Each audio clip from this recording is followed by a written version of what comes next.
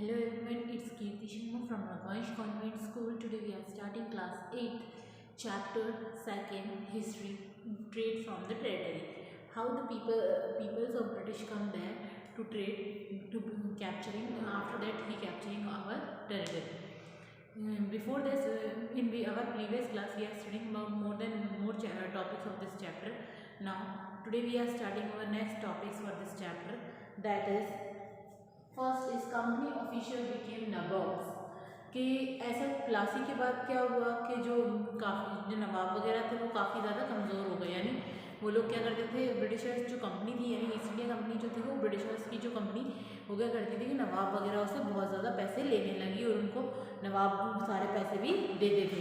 अब उसके बाद क्या हुआ कि जो नवाब जो ब्रिटिशर्स के जो ऑफिशियल्स थे यानी जो उनके साथ जो लोग आए थे ब्रिटिश से, उन लोगों की क्या डिमांड होने लगी कि वो डायरेक्टली किसी भी तरीके से पॉलिटिकल यानी the company restore to direct military transfication when it's a theoretical and political और इकोनॉमिकल इंटरेस्ट। वो लोग ये देखने लगे कि किसी भी तरीके से क्या करते थे, वो अपनी आर्मी को बचा के रखते थे और हमारे ऊपर अटैक ना करके किसी भी तरीके से हमें पॉलिटिकली या इकोनॉमिकली हमें वीक कर हम जो उनके नए नए थ्रीड्स थे उनको फॉलो करके हमें हराने की कोशिश करते थे। उसके बाद काफ़ी सारे ऐसा हुआ कि मतलब नई नई उन्होंने जो काम किए थे, जैसे जो हमारी टेरिटरी थी उसको अपने मिशन, उनका एक ही मिशन बन गया था कि किस तरीके से वो हमारे जो कंट्री के नवाब थे यानी हमारे यहाँ पे जो नवाब रहते थे वो उस तरीके से रहना चाहते थे। और प्लासी के बाद तो नवाब जो थे सारे वो बंगाल के हार गए थे। उन्होंने अपना बहुत बड़ा जो लैंड एरिया था और जो भी मतलब उनके पास पैसा मनी वगैरह था उस नवाब को सारा किसको ईस्ट इंडिया कंपनी को देना पड़ा था। ईस्ट इंडिया कंपनी के साथ साथ जो ईस्ट इंडिया कंपनी के ऑफिसर्स थे उनको भी उसे वो पैसा देना पड़ा था। तो जब वो पैसा उन्हें मिला तो उसके बाद वो लोग क्या हुए कि ऑफिसर्स के मन में अब एक थॉट आ गया कि अब हमारे पास भी जब इतना सारा पैसा वगैरह है तो क्यों ना हम भी नवाबों की तरह अपनी लाइफ को एक्सपेंड करें। उसके बाद उन लोगों ने क्या किया कि जो रॉबर्ट क्लाइव थे, रॉबर्ट क्लाइव जो थे उनका बहुत बड़ा मतलब बैटल ऑफ प्लासी जो हुई थी वो पूरी रॉबर्ट क्लाइव की वजह से हुई थी। रॉबर्ट क्लाइव ने क्या किया कि इंडिया में आके जो इंडिया की जो कंपनीज थी यानी जो उसके फॉर्चून्स थे वो पूरा पैसा उसने कमा लिया। जिस तरीके से सारे पैसे मतलब नवाब जो हार जाते थे सब्सिडेंसी अलाइनमेंट के थ्रू वो क्या करते थे कि जो राजा के जो भी मतलब राजा होता उस टाइम जो कंपनीज होती थी उनको सारा पैसा उन्हें देना पड़ता था। तो जो रॉबर्ट क्लाइव था उसने क्या किया, बहुत सारा पैसा इंडिया से इकट्ठा कर लिया था और पैसा इकट्ठा करने के बाद वो यहाँ से क्या इंग्लैंड चला गया और वहाँ पर उसने उसकी इंडियन फॉर्चुनेट यानी इंडिया पैसे को अगर काउंट किया जाए तो वो अरबों करबों में उसने यहाँ से पैसा लेके चला गया था। और वो वहाँ जाकर उसने क्या किया कि कुछ टाइम बाद उसको वापस आ गया, वो फिर वहाँ से उसको 1764 में बंगाल का गवर्नर जनरल बना दिया। गवर्नर जनरल बनाने के बाद क्या हुआ, वहाँ पर एक रूल बनाया गया कि जो भी मतलब ईस्ट इंडिया कंपनी का ये कहना था कि यहाँ पे जो भी करप्टेड यानी जो भी भ्रष्टाचार हो रहा है कंपनी में आप उसको ख़त्म करो और ख़त्म करके क्या है नई जो रूल्स है वो लागू करो। लेकिन क्या हुआ कि उसी के संग फॉल्ट हो गया। 1772 में जो ब्रिटिश पार्लियामेंट था उसने क्या किया कि जब केस किया तो देखा कि जो रॉबर्ट क्लाइव था वो खुद ही किसमें करप्शन के मामले में फंस गया, उसको भी जेल हो गई, उसके ऊपर भी कमेटी बिठा दी गई। तो उसने इन सब से घबरा कर क्या किया कि 1774 में अपने सुसाइड कमिट कर लिया था यानी उसने अपने आप को क्या है ख़त्म कर दिया था। उसके बाद जो कंपनी के जो सक्सेसर्स थे उनका मेन मोटिव यही था कि अब जो क्लाइव मर गया है उसके बाद जो उसकी मनी वगैरह है वो डायरेक्टली हमारे पास आ जाएगी। और वो लोग क्या करने लगे कि जो वहाँ के जो सक्सेस मतलब ईस्ट इंडिया कंपनी के संग जो उनके ऑफिशियल्स आए थे वो काफ़ी बैकवर्ड उससे थे, बैकवर्ड क्लास से थे, मतलब बहुत पैसों की कमी थी उन्हें फॉरेन में ये सब। तो वो लोग क्या करने लगे कि यहाँ से जो नवाबों के थ्रू जो उन्हें पैसा मिलता था वो सारा पैसा वगैरह यहाँ से ले जाके और अपनी कंट्री में जाके वो वहाँ क्या करते थे ऐशो आराम से अपनी ज़िंदगी जीते थे और दूसरों को अपने पैसे का रौब दिखाते थे और मतलब झूठी मूठी कहानियाँ बना के उन्हें बताते थे और वो पैसे पे अपना राज करने लगे थे। इसलिए जब वो बिल्कुल नवाबों की तरह अपनी लाइफ वहाँ जीने लगे तो जो एक इंग्लिश वर्ड उसके लिए यूज़ किया गया नवाब्स, यानी उनकी जो लाइफ स्टाइल होती थी वो कैसी थी, वो नवाबों की तरह रहने लगे थे, इसलिए उनको नवाब वर्ड से या नवाब्स बोलने लगे। वो क्या करते थे कि अपनी रिचनेस का अपनी अमीरी का दूसरों के सामने फ्रंट करते थे यानी बताते कि हम इतने अमीर हैं, हमें ऐसा है वैसा है, इस तरीके से वो क्या करते थे अपने आप को वहाँ शो ऑफ करने लगे थे। तो ब्रिटिश सोसाइटी ने भी क्या किया था कि जो ऐसे इस तरह के जो लोग थे, जो नवाब्स थे, उनके काफ़ी सारे प्लेज और कार्टून बना के उनका मजाक भी बनाने लगे थे। उसके बाद कंपनी रूल एक्सपेंड, अब कंपनी का जो रूल था वो किस तरीके से बढ़ रहा था। It was analyzed the process of annexation of Indian state by the East India Company from 1757 to 1857। अब ईस्ट इंडिया कंपनी ने क्या करने लगी थी कि इंडिया के जो छोटे मोटे राज्य थे उनसे लेकर बड़े बड़े राज्यों तक अपना कब्जा करने लगी थी।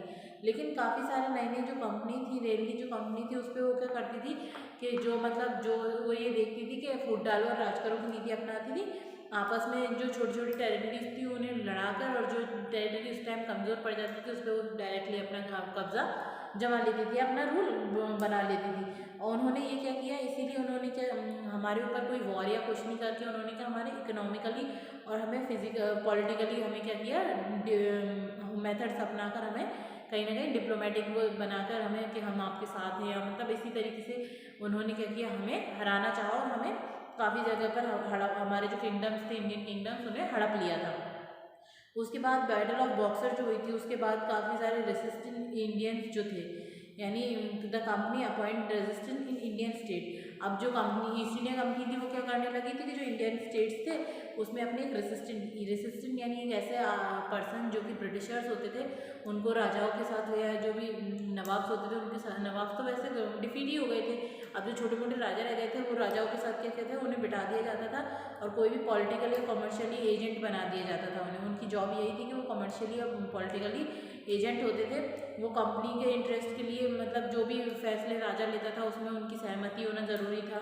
और जो इंडियन स्टेट्स के जो इंटरनल अफेयर्स थे उनमें भी वो लोग हस्तक्षेप करने लगे थे, यानी वो हमेशा यही चाहते थे कि जो भी काम इंडिया ये जो राजा वगैरह कर रहे हैं वो सब हमारे ऑर्डर के थ्रू किए जाए। तो उन्होंने क्या किया, अलग अलग मतलब अब कौन राजा बनेगा, कौन किसको कौन सी जगह की राजगद्दी किसको मिलेगी, ये सब भी उसमें भी वो लोग अपना अपना हस्तक्षेप करने लगे थे।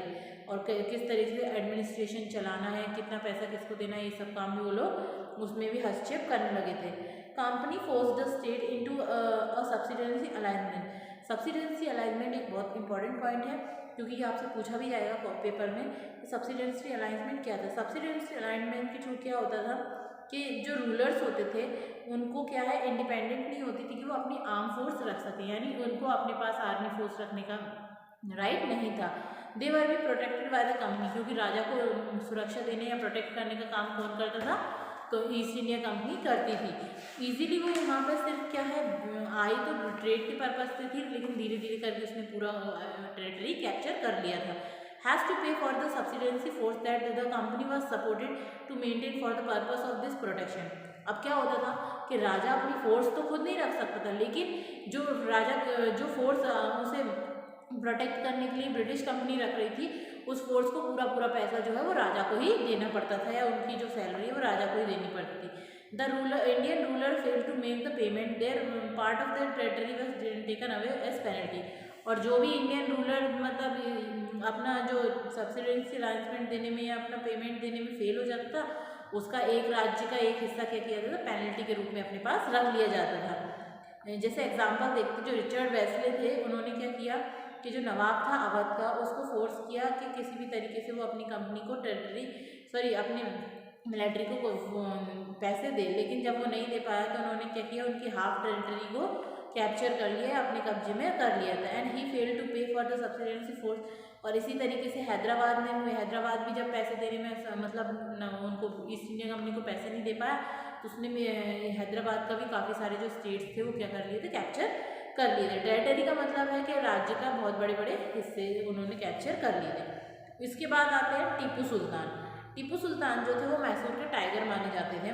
The company restored to direct military configuration word is in so through of its political और इकोनॉमिकल इंटरेस्ट।